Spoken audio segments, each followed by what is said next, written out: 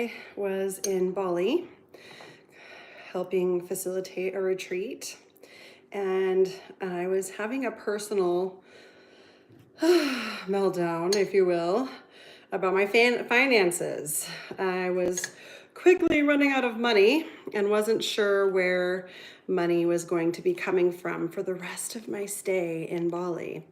And I was just going, how is this going to work out for me? Oh my God, I don't know. How is this going to work out for me? And I was freaking out, low key freaking out. And we were doing a breath work, and my intention was to find answers to this.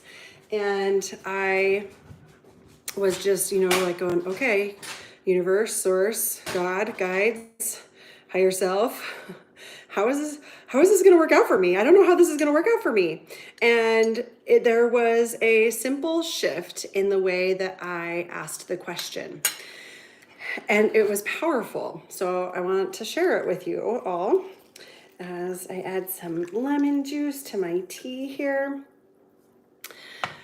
It's the same question, but instead of fear and scarcity and oh my God, how is this going to work out for me? It was oh my God, I am so excited to see how this is going to work out for me.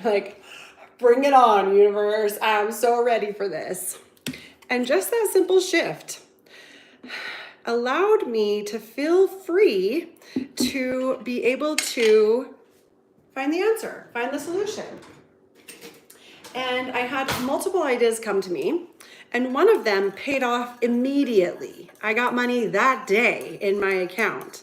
And then the other one ended up paying off 3 months later, and it was my biggest private coaching client I have ever had to this date. And so it was just really fascinating when we're in this scarcity, fear, constriction energy. We're just looking at ways for things that we know how they're supposed to be. And I don't know how it's going to work out for me because I've been doing this, I've been doing that, I've been doing this, and it's not working out for me. So I don't know how this is going to work out. I don't know how I'm going to get the money.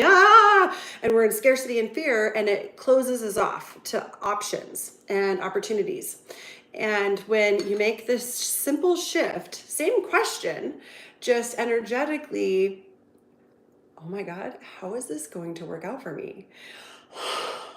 I am so excited to see what the universe has in store for me. Because historically speaking, if you're still alive and you're watching this and you're breathing and holding a phone or a device, you're okay. The universe takes care of you. Sure, we've had our share of shit and stuff happen and storms in life, but you're okay. And so when we can sink into that, okay, and this is the tapping again that I love to do right here on my chest, and just tap and bringing my energy back into my heart, power back to me, getting embodied in my body. So I'm not a nobody, because when you're not connected to your body, you're a nobody. To be a somebody, you have to be in your body. So tapping on the body helps bring you here, home, center, back into this space where you're okay, I'm okay. The floor is not collapsing. The roof isn't caving in. I have all of my fingers and toes or whatever is normal for me, and okay. And one of my other favorite mantras is, I don't know how, but I'm willing to allow blank to happen within blank amount of time, because you can create that universe that you live in. It's okay. Oh, all right. How is this going to work out for me? How is this going to work out for me? Oh my God, how is this going to work out for me? I am so excited to see how this is going to turn out for me. What twists and turns, divine little detours am I going to get to go on to discover how this is going to work out for me? And then trust. Sit back and trust. That's one of the really important parts, is learning to trust that it will come to you. There'll be an inspired idea, there'll be an inspired action, there'll be a person that comes in from the outside that invites an opportunity that you didn't have previously, and you just get to again, tap in and go, okay, is this where I'm supposed to go? Is this where I'm supposed to go? And trust that the universe is going to guide you where you are supposed to go. Do what you're supposed to do when you are connected to all of you. That is key. connected to all of you. Okay, so we're just breathing and we're switching the question from fear and scarcity and constriction to excitement, curiosity, wonder, anticipation. Recovery International, a mental health recovery program, Abraham Lowe, one of his spots is fearful anticipation is often worse than realization. I'm going to say that again. Fearful anticipation is often worse than realization. And I hate using, those words always and never, but I would be willing to bet. And if I look back at my life, all the time, everything works out for me better than I ever could have thought.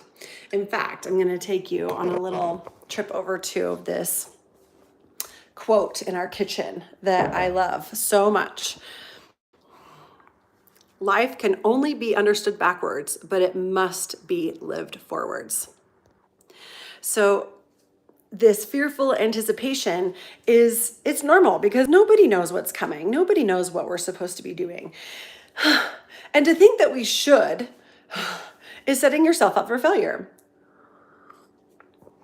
So instead of having fearful anticipation, because if you look back at all of the things that you were like so afraid of, and then you come home and you're like, that really wasn't as bad, or I'm so glad I did that. I wasn't as bad as I thought it was going to be, or as scary, or as hard. We can start to go, okay, we have to live forward. Because looking back, I can look and see all the examples where the world, the universe has just formed itself for me in a way that I could have never imagined. I set the intention of what I would like to see happen, and then I trust how the universe is going to unflow and unveil it for me instead of me dictating how it goes and controlling and forcing. And so when you start to ask the question with more compassion and excitement instead of fear and scarcity, it opens up all of these possibilities. So, oh my God, how is this going to work out for you? I am so excited to find out. So try it and let me know how it goes for you. Let's see. Hi, friends. Life can only be understood backwards, but it can only be, unfortunate word, it can only be lived forwards. Yes. Life can only be understood backwards, but it must be lived forwards. I don't even know who wrote that. There's no author on it. So my kitchen. Okay. So go be expansive and play and set your intention. See how the universe is going to make it work out for you. And then play, trust and play, trust and play, trust and play, trust and play, trust and play. Explore, because you can't mess it up. You really can't. You have this divine navigation system just inherently within you. And if you tap into it, and this is what we practice in the Sacred Intuition Society, is tapping into your intuition. I do a lot of actual tapping to be like anchoring in here now. So we teach this in the Sacred Intuition Society. So I am drinking a combination of hibiscus tea, nettle tea, and mullein tea. I combine multiple tea bags in one with some lemon juice and real maple syrup. The mullein tea is really good for helping phlegm, and I'm still recovering from sickness and every once in a while. It's also like a sedative, so it's really good to help you sleep at night, the mullein tea. And then the hibiscus is really good for feminine health and heart health because it's red. And the nettle, I'm not quite sure. I think medical medium told me I needed to drink it. So I think it's good for my liver. And it is really delicious and beautifully red. Let's see if you can see this deep red color. Oh my God, isn't that so beautiful? And it's so nurturing and nourishing with every sip.